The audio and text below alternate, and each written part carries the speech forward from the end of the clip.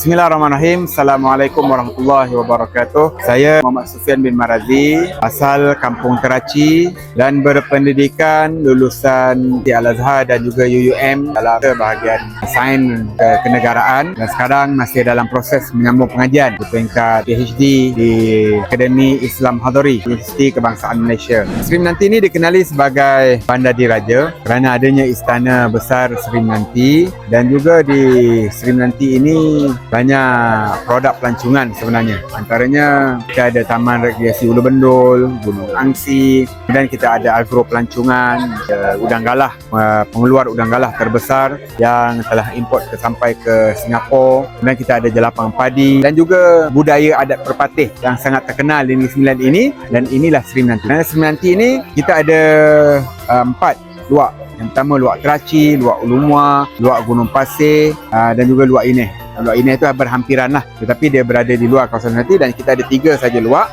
dan 2 luak lagi berada di luar kawasan Sri Menanti, dan yang paling besar adalah luak Ulumwa. Jadi bila kita gabungkan ini, dia boleh menjadi satu produk pelancongan yang berteraskan kepada adat budaya kehidupan bermasyarakat di Dun Sri Menanti. Ustaz Sufian ni tidak ada masalah dengan masyarakat, dia boleh mesra, bermesra. InsyaAllah pada kempen dalam pilihan raya kali ini, banyakkan pundi-pundi menerima respon yang sangat baik, terutama dalam kempen kami di semua kampung-kampung, lokaliti-lokaliti yang kami pergi mendapat feedback yang sangat baik. Kepribadian Ustaz Sufian ni, saya melihat di segi keagamaan, saya tengok Ustaz Sufian seorang yang lemah lembut, seorang yang tawaduk, dan dia merendah diri, dan dia suka menyantuni semua orang, tidak mengira parti apa dan tidak mengira latar belakang apa pun sekali. Dan di dalam kempen ini kami menerangkan manifesto yang telah kita lancarkan pada hari Isnin yang lepas. Semoga dengan manifesto yang terbaik kita lancarkan ini, rakyat Negeri Sembilan dapat menerima apa yang telah kita tawarkan dalam 9 teras yang telah kita tawarkan di dalam manifesto Kerajaan Negeri Sembilan. InsyaAllah kita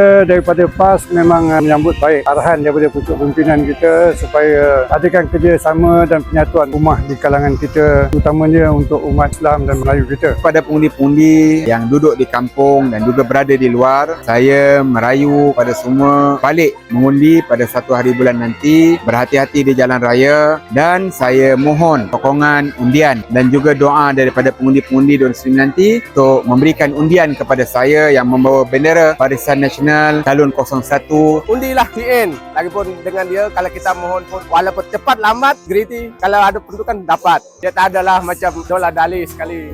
Dan saya mengharaplah pada PRN yang ke-16 ni di Negeri Sembilan, kita bagilah sokongan penuh kepada calon nombor 1 Ustaz Sufian Marazi. InsyaAllah kita semua akan beri sokongan yang penuh pada Ustaz Sufian. Beliau seorang yang lemah lembut dan lebih bertanggungjawab dalam menjalankan tugas. Semoga sama-sama dapat memberi manfaat kepada pengundi-pengundi di Negeri Sembilan pada Pilihan Raya Negeri 2026 ini.